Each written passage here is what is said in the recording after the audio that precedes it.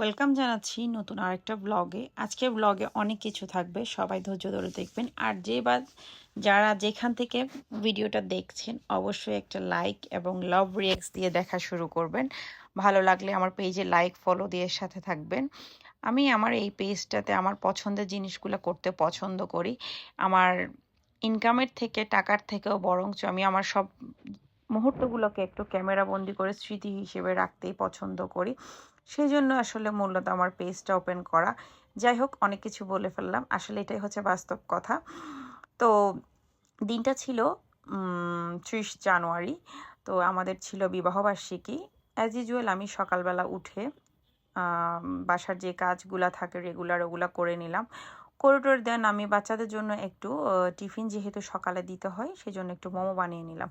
এরপর আমরা বের হয়েছিলাম, আমি আর হাজব্যান্ড পুরো একদম বাচ্চাদেরকে স্কুল থেকে এনে সারাদিন বাহিরে ছিলাম, একটা কাজে বের হয়েছিলাম। তো আসার পথে প্রায় 3টা বেজে গিয়েছে। আমার হাজব্যান্ড আমাকে অনেক ইনসিস্ট করছে যে কিছু একটা খাওয়ার জন্য।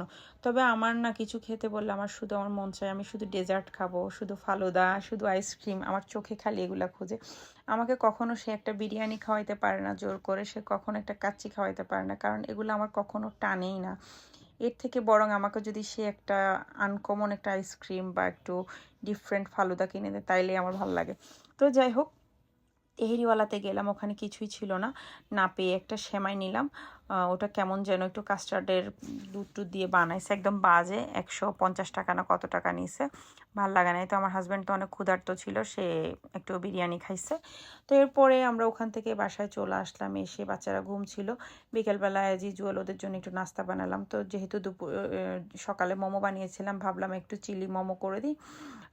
তো এরপরে ওদের জন্য মোমো বানালাম। এদিকে আমার হাজব্যান্ড আমাকে বলছে আমার জন্য একটা পিৎজা অর্ডার করতে, যেহেতু সারাদিন আমি বাহিরে ছিলাম, কিছুই খাই নাই। তো একটা পিৎজা অর্ডার করেছিলাম।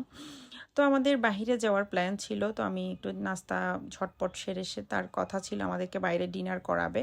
তো আসলে আমরা যেভাবেই চাই না কেন লাইফে সব কিছু ঠিকঠাক মতো ওভাবে কিন্তু যায় না। অনেক কিছু ঘটনা ঘটে গেল জীবনে আমার। গত 2-1 মাসে প্রচণ্ড কষ্টের মধ্য দিয়ে গিয়েছি।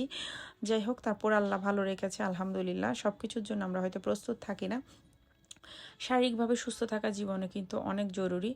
আমার ছোট মেয়েটা প্রচণ্ড অসুস্থ, গত 2-3 মাস ধরে ওকে নিয়ে আমি শুধু ডাক্তার হসপিটাল এগুলাতেই ছিলাম। তো কোনো একটা স্পিরিট পাচ্ছিলাম না কাজের। একটা মা হিসেবে যখন বাচ্চা অসুস্থ থাকে তখন আসলে কোনোটাই কাজ করে না, মানসিক প্রশান্তিটা আসে না। তো দেখতে দেখতে আমি একটা কেক বানিয়ে ফেললাম। কেকটা আগের দিন বানিয়েছি, ফ্রস্টিংটা করে নিলাম যেহেতু আমরা বের হব রাতে। তো একটু চাটা খেয়ে কেকটা ফ্রস্টিং করে ফ্রিজে সেট হওয়ার জন্য রেখে দিব আর কি। একটু সেট হলে খেতে ভাল লাগে। যাই হোক, কেকটা বানিয়েছিলাম পুরোটাই চকলেট লোডেড কেক, যেহেতু হুইপ ক্রিম দিলে তেমন একটা কেউ খেতে চায় না বা পছন্দ করে না। তো এটা ছিল এর 2-3 দিন আগের ভিডিও। আমার বাসায় একটার পর একটা বিপদ ঘটতে আছে। আমার টিভিটা হঠাৎ করে নষ্ট হয়ে গিয়েছে। তো এই এলইডি বা স্মার্ট টিভিগুলো প্যানেল চলে গেলে তো আসলে কিছুই করার থাকে না।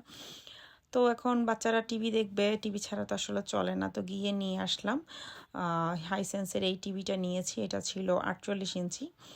টিভি লাগানোর কিছুদিন যেতে না যেতে আমার ওয়াশিং মেশিনটা হ্যাং হয়ে গেল। কি একটা অবস্থার মধ্যে, মানে একটার পর একটা সমস্যা, কি বলবো। যাই হোক, সব মিলাই এরপরে আমি ওয়াশিং মেশিনটা একটু কি ঠিক করলাম। এরপরে হচ্ছে তাও অনেক দিন, সপ্তাহ 10 দিন চলে গিয়েছিল ওয়াশিং মেশিনটা ঠিক করতে করতে। 10-15 দিন পরে ডিসিশন নিয়ে ওয়াশিং মেশিনটা ঠিক করলাম। যাই হোক, মনের দুঃখের কথা অনেকগুলো বলে ফেললাম, যা যা ঘটে গেল আর কি। এরপর আমরা খুব সুন্দর করে রেডি হলাম, একটু বের হব, ডিনারে যাব। কিন্তু যে ঘটনাটা আমাদের সাথে ঘটে গেল সেটার জন্য আমরা টোটালি প্রস্তুত ছিলাম না। যেহেতু অ্যানিভার্সারি, আমাদের টুকটাক বাইরে যাওয়া হয়, টুকটাক পার্টি করা হয়। আমি কিছু শাড়িটাই নিয়ে রাখি, এই শাড়িটা নিয়েছিলাম ঈদের সময়, তবে পরা হয়নি, আমার খুবই পছন্দের। তো এরপর আমরা রেডি হয়ে একটু ছবি টবি তুললাম। দেখা যাচ্ছে এরপরে বের হব। আমার মেয়েটা হঠাৎ করে পেটের ব্যথা, প্রচণ্ড পেটের ব্যথা, দাঁড়ানো থেকে পড়ে গিয়েছে। এরপর আমাদের আর যাওয়া হয়নি, স্টার প্লাসের কাহিনী হয়ে গেল। যাই হোক, তো এরপরে আমরা আর কি করলাম, মেয়েকে অনেকক্ষণ ধরে আমরা অবজার্ভ করলাম। এরপরে দেখা যাচ্ছে ওর প্রায় ভালো লাগতে লাগতে প্রায় আধা ঘন্টা 40 মিনিট লেগে গিয়েছে। এরপরে কাপড় চোপড় খুলে আর কি করা, আর যাওয়া হলো না। তো মেয়েটার জন্য আসলে অনেক খারাপ লাগছে, কারণ আমার মেয়েটা অনেক কষ্ট পাচ্ছে ফিজিক্যালি। তো এরপরে মেয়েকে কোনো রকম ওষুধ টষুধ খাইয়ে খাবার দাবার খাই ঘুমাই গেছিলাম আমরা। এরপর দিন সকালে কেকটা কাটছিলাম। তো এভাবেই আমাদের সময়গুলো গেল। তো আপনাদের যদি ভালো লেগে থাকে ছোট একটা কমেন্টস করে আমাদেরকে অনুপ্রাণিত করবেন। তো কেকটা কিন্তু খুবই মজা হয়েছিল, আমার হাজব্যান্ড বলতেছে কেকটা অনেক মজা হয়েছিল। তো এটাই ছিল আমার